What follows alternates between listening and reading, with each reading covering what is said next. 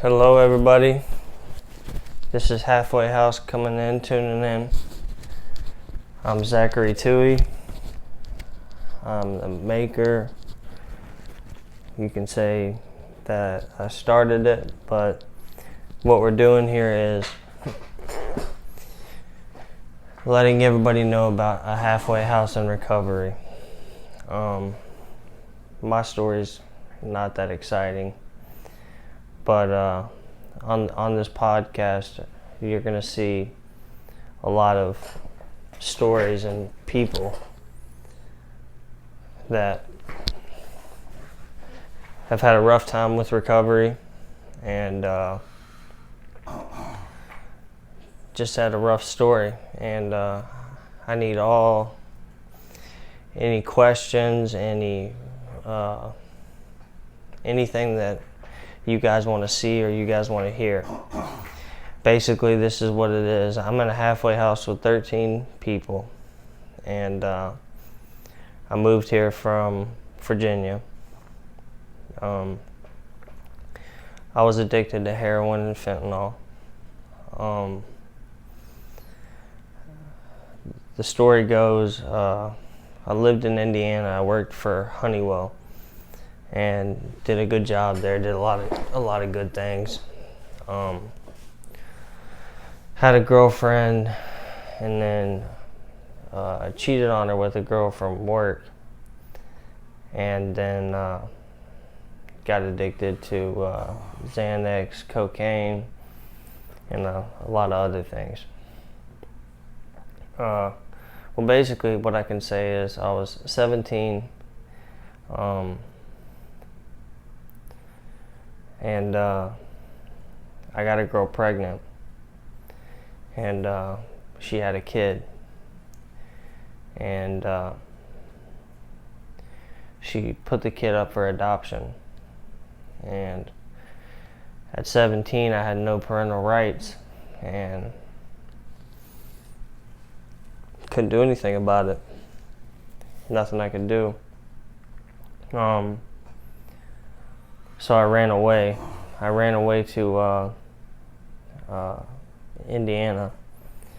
Got a job with a landscaping company, did real well there, and got addicted to drugs there. Xanax, started off with Xanax, and then worked this way up to cocaine, and was doing it about every day. So I moved out of there. And when I moved out of there, I moved to another house in South Bend. And my girlfriend at the time actually drove 600 miles that I had the baby with to be with me. And we lived in a little studio apartment, and had a air mattress to begin with, and I had to use the air compressor to blow it up every 20 minutes. Barely could sleep on it. And eventually I got that Honeywell job. And when I got that Honeywell job, I started off making $15 an hour and did that for 2 years. Worked on airplanes, airplane brakes and wheels, dynamometers, things like that. And then she left me for another guy because I was on so much drugs. I was getting my check and blowing it on drugs, doing everything I could: cocaine, Xanax, Molly. None of the hard stuff though. Wasn't doing meth or anything like that. And I worked at Honeywell, got signed on, and worked there. Got a new apartment. Was doing real good. And then the drugs took over my life. I got fired from Honeywell because I got jumped by 10 dudes in the cartel. Had multiple seizures and was out of work for a long time. And it was rough. It was really rough. So my nana and papa, who I really love, and who raised me. I never had a mom or dad or anything. I grew up with my mom with a needle in her arm, and she hid it from us. But she was in addiction. And so was my dad. My dad was in deep addiction. So I moved back, and I was staying with my dad for a little bit. And my dad tells me, "Go back there. I got some cocaine. You want to hit a line of cocaine?" And I hit it, and it was heroin. So my dad gave me my first line of heroin, and after that I was done. I was so addicted to it. I couldn't stop. I was dependent on it. My withdrawals were crazy. Everybody knows how it is. But I found my way to get it all the time. Was selling and things like that. And so I was selling out of my grandparents' house. And they caught on. I was about 110 pounds. Didn't do anything. Yeah, so one day I was up for about 15 days. I was on meth and heroin, mixed it together, and fentanyl. That was my high, and my grandpa came down one day and said, "You need to go to rehab." And he was right.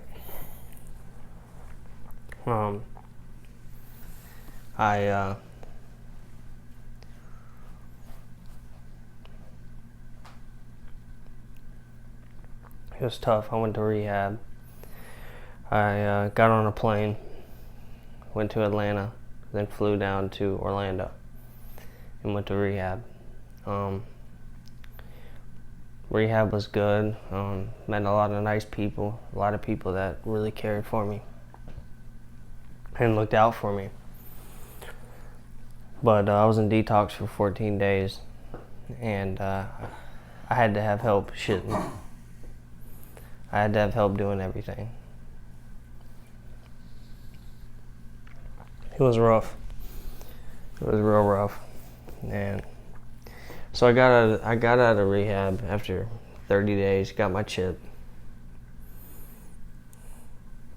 And came to Sarasota where my brother was. And if it wasn't for my brother being in recovery, then I wouldn't be here.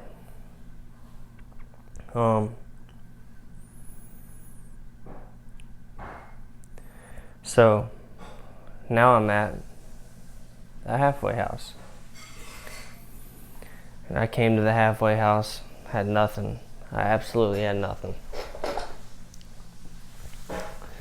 Had the clothes on my back and a couple pair of shoes. And I got a job the second day. And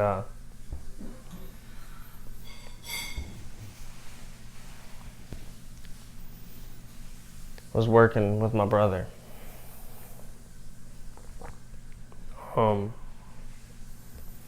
It's just hard to talk about because it's just the life I had to now. It just sucks. It's just not fun. But that's what addiction did to me. Addiction took over my life and controlled me.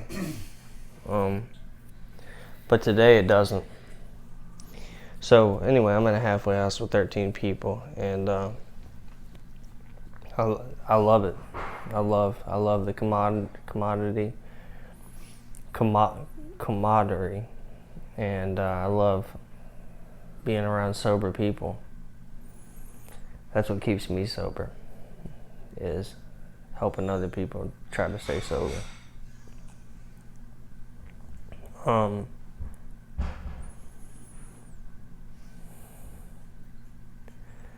I'm getting my car in a couple weeks, I have 6 months clean, and I'm loving life. I really do. I love it.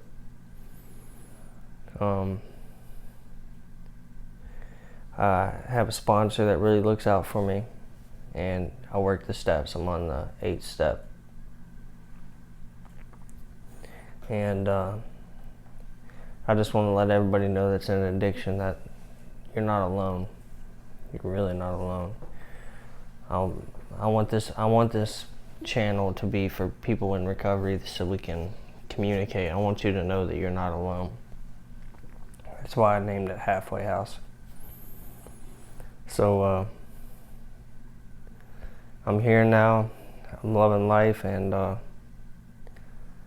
thank you for listening.